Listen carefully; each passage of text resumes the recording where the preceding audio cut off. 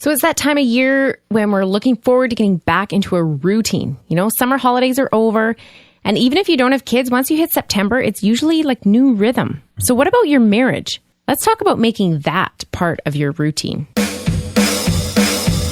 Welcome to the Only You Forever podcast. If you want to build a thriving, passionate marriage, we've got the research, the truth, and the answers you've been looking for.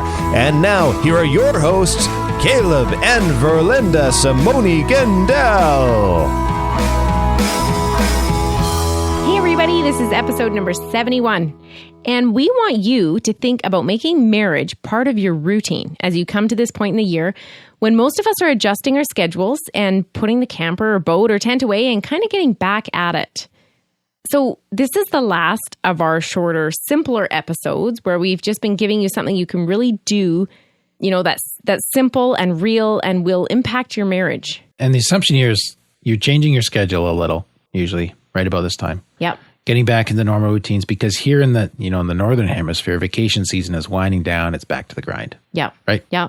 And do you know what? Like, whether you have kids, yeah, whether they homeschool, whether they go to school, it seems like September routine changes. You have that Labor Day weekend and it's kind of... And holidays over and back to routine.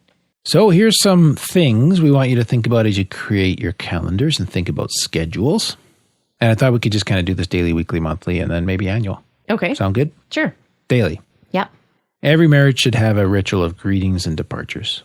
I agree. If you get out of habits or you just got busy or maybe, work kind of shifted things and what you're used to doing just dropped. Or do you know what? Even over the summer, every morning I see you off the door, right? Right. But I wasn't even awake when you left this morning.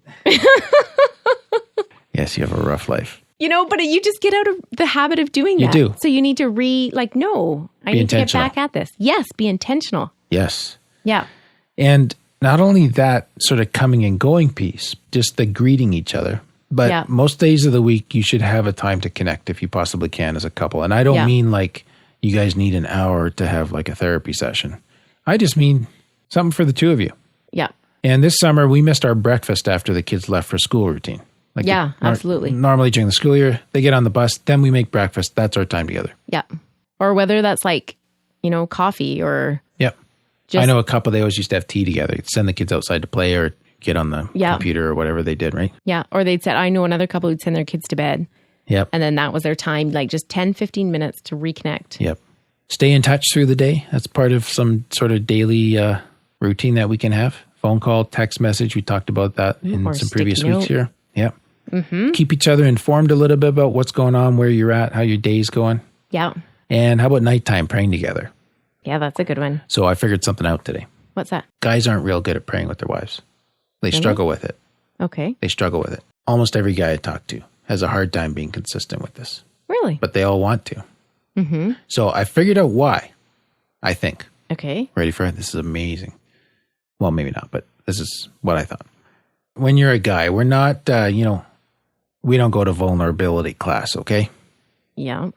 So if you're going to pray about the stuff that really is on, really bugging you, you got to be really vulnerable, right? Okay. Because you're admitting that you're scared, you're worried, you're afraid, see what you're saying. Yeah. You're uncertain. Yeah. All those things that guys are so good at admitting, not, right? Yeah. Or you got to pray about generic stuff. Pray for the kids and for church and whatever, right? Yeah. And so here's the deal. As a guy, you're torn between being authentic and the fear of vulnerability. So if you pray the comfortable prayer, you feel that you're not authentic. Mm-hmm.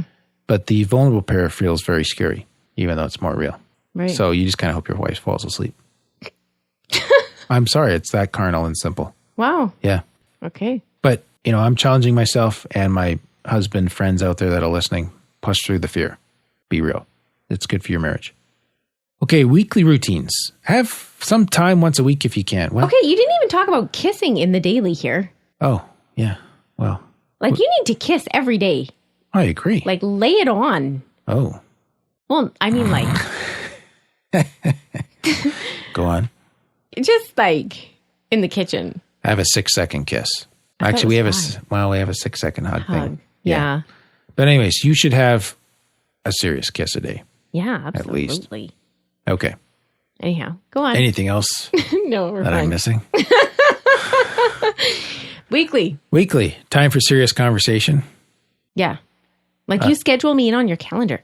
Yep. And I know that's like my time. Yes. Not that you get defensive of it or anything. And how about dating once a week? And if you can swing that. Yeah. We don't always do this. We were like every second week. Yeah. Okay. Here's a weekly thing. Are you going to church together? That's good. Yep. Catching all the sessions you should be. What else weekly, honey? I'm calling you honey today. It's driving me nuts. I never call you honey. No, you don't usually. All right. Sorry, babe. Okay. There, I'm back in the mode. Yeah. Oh, I know. What? You should kiss. Well, you're already doing that daily. Weekly. If you give me a once a week kiss. Oh, thanks, honey. Whoopee. Yeah. Monthly. Yes. So at the very least monthly, you got to get a date in there if you can. Yes. Or some exclusive couple time where you guys can really just be with each other. It's a busy world out there, but please get this into your routines. Yeah. How about annually? Anything else monthly? Well, I think we could even go quarterly. On what? We try to sit down quarterly with like our life plans and just go over goals and where we're at on them. And that's a longer thing. Yeah. Like a morning. Yep. Yeah. No, that's good too. Annually, how about planning a getaway together and saving up for that? Now, this is one thing we didn't do this year that we did last year that I liked. Right. We haven't yet. Planning holidays. Yes. And then saving for them. Yeah. Yeah.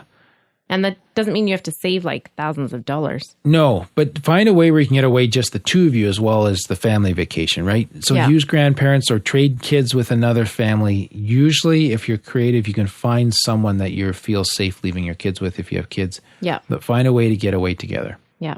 So what we're asking you to do here is to be intentional. Don't just fall into this season of year and the next kind of cycle of life, but own it. Like think about it. Talk about it.